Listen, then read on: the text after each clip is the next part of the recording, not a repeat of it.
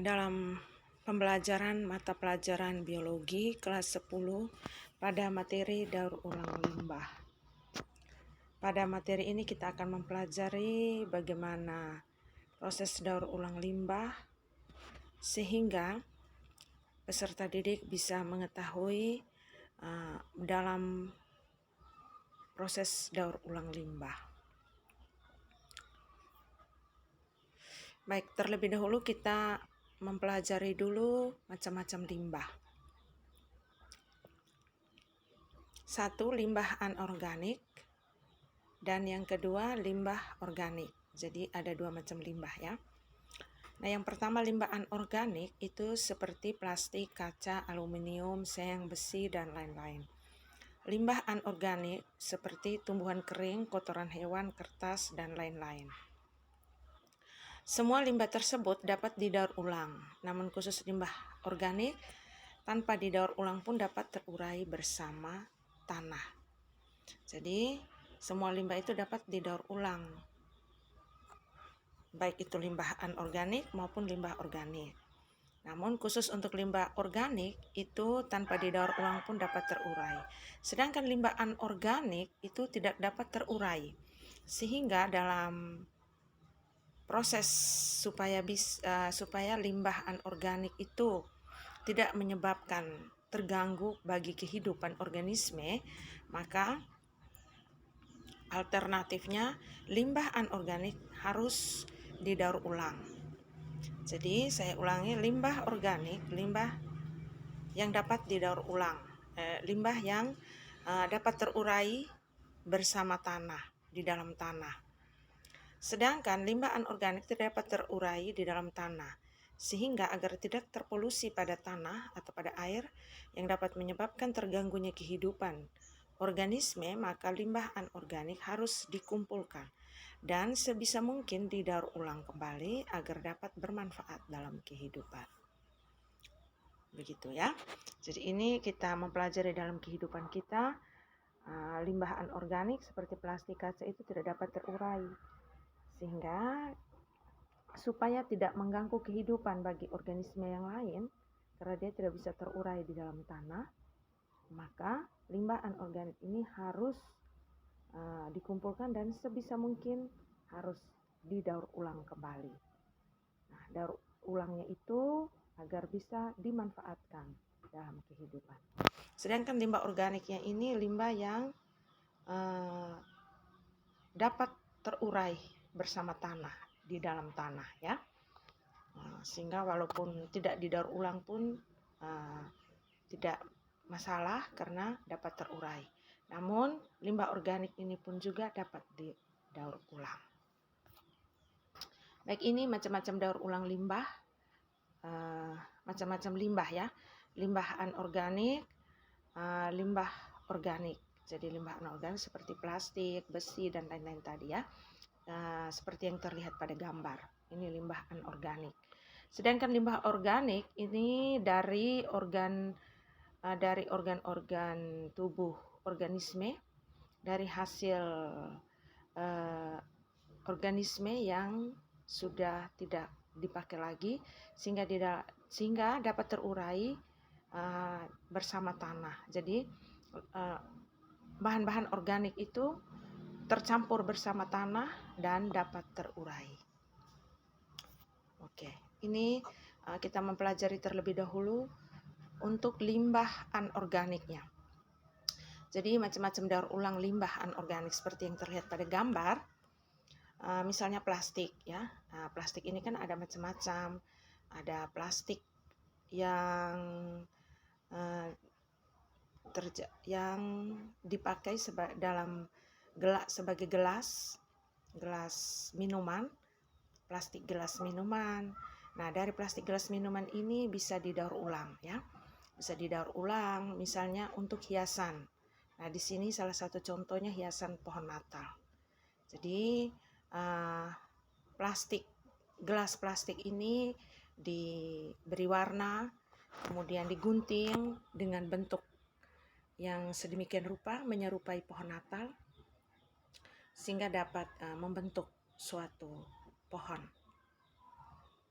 seperti pada hiasan pohon Natal ini. Kemudian limbah plastik ini setelah diberi warna juga dapat dijadikan atau dimanfaatkan atau dibuat menjadi bunga, hiasan bunga, sehingga dapat dimanfaatkan sebagai hiasan bunga di meja di rumah atau di tempat kerja. Ini jadi gelas plastik ini diberi warna, kemudian digunting sedemikian rupa, dapat dijadikan sebagai pohon Natal dan juga sebagai bunga. Kemudian masih dari limbah plastik, misalnya limbah plastik dari botol minuman, misalnya botol minuman Coca-Cola, botol minuman Sprite, botol minuman yang lainnya, dapat didaur ulang dan dibuat toples, ya, dibuat seperti toples. Kemudian toples ini kita bisa dimanfaatkan untuk menyimpan makanan. Jadi bisa untuk menyimpan snack, biskuit, bisa untuk menyimpan bumbu dapur, misalnya untuk menyimpan garam, untuk menyimpan penyedap, itu menyimpan snack-snack, kacang-kacangan. Nah, ini dari botol plastik. Jadi botol plastik ini dapat dijadikan toples yang dapat bermanfaat dalam kehidupan. Kemudian misalnya ini lagi dari plastik, limbah plastik, misalnya dari bungkusan Soklin pewangi, bungkusan molto pewangi dari Downy. Jadi bungkusan molto pewangi ini kita lihat pada gambar yang pertama, itu bisa dijadikan atau bermanfaat untuk dijadikan sendal, dapat dibuat menjadi sendal. Jadi dari limbah plastik pewangi Downy ini dapat dijadikan atau dapat untuk membuat sendal. Jadi sendal ini banyak ya di YouTube. Kita bisa lihat di YouTube itu ada banyak proses daur ulang limbah. Misalnya untuk membuat sendal ini proses atau cara kerjanya seperti apa, ini dapat dilihat di YouTube ya. Jadi nanti di YouTube diklik saja daur ulang limbah. Nah, di situ akan muncul banyak sekali bagaimana limbah-limbah plastik itu dapat didaur ulang. Jadi bisa dijadikan sendal. Kemudian dari plastik Soklin pewangi bisa dijadikan tempat tempat untuk menaruh pensil. Nah, dibuat sedemikian rupa, lalu memiliki resleting, dapat ditutup, dibuka untuk menaruh atau menyimpan alat-alat tulis, ya. Ini dari limbah plastik Soklin pewangi atau dari molto Downy. Berikut misalnya ini lagi dari plastik sarimi, plastik minuman, misalnya dari white coffee, plastik minuman ABC, mocha. Nah, ini juga dapat dijadikan sebagai tempat untuk menyimpan alat tulis seperti tadi ya, seperti pada Soklin pewangi tadi. Nah, ini juga sama dapat dijadikan. Cara buatnya itu bisa dilihat di YouTube ya, banyak sekali di YouTube bagaimana cara daur ulang limbah plastik untuk membuat dompet, tempat menyimpan atau tempat untuk mengisi alat-alat tulis. Jadi dari seperti tadi dari Soklin pewangi, dari bungkusan sarimi, bungkusan white coffee, bungkusan ABC mocha. Ini bisa dijadikan dompet atau tempat untuk menyimpan alat-alat tulis. Oke, cara pembuatnya bisa dinonton di YouTube ya, ada banyak sekali di YouTube. Kemudian Soklin ini juga bisa dibuat tas. Nah, ini ada gambar yang di samping Soklin yang warna ungu ini adalah tas. Ini dari bungkusan plastik Soklin ya, bungkusan Soklin. Nah, ini jadi kalau kita membeli Soklin untuk mencuci pakaian, bungkusannya itu harap dibuka atau digunting sedemikian rupa, lalu isinya dipakai, sedangkan bungkusannya jangan dibuang, tetapi dikumpulkan sehingga bisa dimanfaatkan untuk membuat tas, membuat tempat untuk menyimpan alat tulis, membuat dompet, ya. Nah, jadi ini dapat dimanfaatkan untuk bisa digunakan atau dimanfaatkan dalam kehidupan kita. Oke, yang berikut ini dari botol bekas. Kembali lagi dari botol bekas dapat dijadikan hiasan. Kemudian dari sendok plastik misalnya sendok plastik yang digunakan untuk dijadikan atau digunakan dalam es buah, untuk minum es buah atau bubur kacang kan ya, atau makanan yang dalam kotak makan. Nah, snack sendok plastiknya ini bisa didaur ulang menjadi hiasan dinding ya, seperti yang terlihat pada gambar. Nanti sendok plastik ini diberi warna, setelah itu dibuat pola melingkar.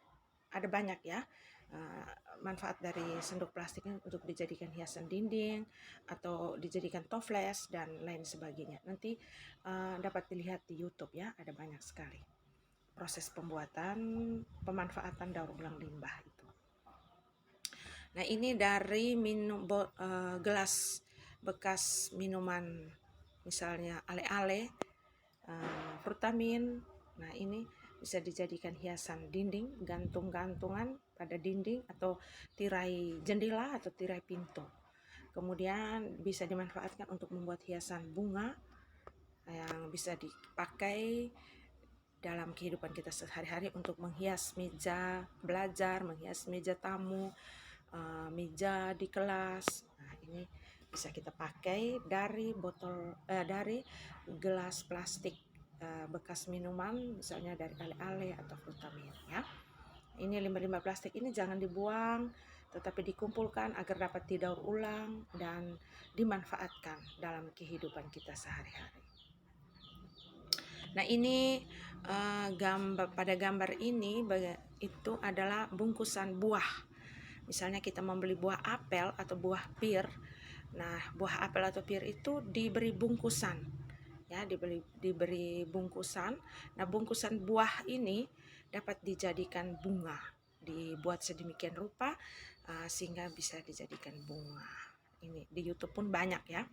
Nah, kemudian kotak pensil. Nah, kotak pensil ini bisa dibuat dari kertas, karton, bisa dibuat dari karton, bisa juga dibuat dari plastik jerigen bekas, jerigen ya, jerigen bekas atau botol bekas seperti jerigen oli atau botol oli, atau jerigen bimoli atau botol bimoli, botol aqua, bisa dibuat sedemikian rupa sehingga dapat dijadikan sebagai kotak pensil atau kotak untuk menyimpan alat tulis. Ya, inilah daur ulang limbah anorganik yang dapat dimanfaatkan dalam kehidupan kita sehari-hari. Oke, tadi kita sudah mempelajari daur ulang limbah anorganik. Nah, ini salah satu contoh daur ulang limbah organik. Jadi limbah organik ini dapat terurai di dalam tanah sehingga bisa tercampur dengan tanah. Ketika sudah terurai di dalam tanah, maka limbah organik itu akan mengalami penguraian, hancur, dan menyatu dengan tanah sehingga kelihatannya seperti tanah ya, karena sudah terurai di dalam tanah. Nah, ini salah satu contoh dalam pengolahan bokasi. Jadi misalnya sekam padi, dedak, kotoran hewan dicampur, kemudian ditambah dengan EM4. Nah, ini bisa dijadikan pengolahan bokasi. Oke. Sekarang pemanfaatan dari bokasi ini dapat dimanfaatkan kembali untuk pertumbuhan pada tanaman atau tumbuhan ya. Jadi ini pengolahan bokasinya. Baik, demikian pembelajaran kita mengenai daur ulang limbah. Semoga dari penjelasan ini bisa dipahami, bisa diaplikasikan dalam kehidupan sehari-hari, bisa dimanfaatkan dalam kehidupan kita, bisa bermakna dan bisa bermanfaat dalam kehidupan kita sehari-hari, agar kita semakin menyadari pengolahan daur ulang limbah ini, baik limbah organik maupun limbah anorganik, agar dapat bermanfaat dalam kehidupan kita. Terima kasih, sampai jumpa pada pembelajaran berikutnya.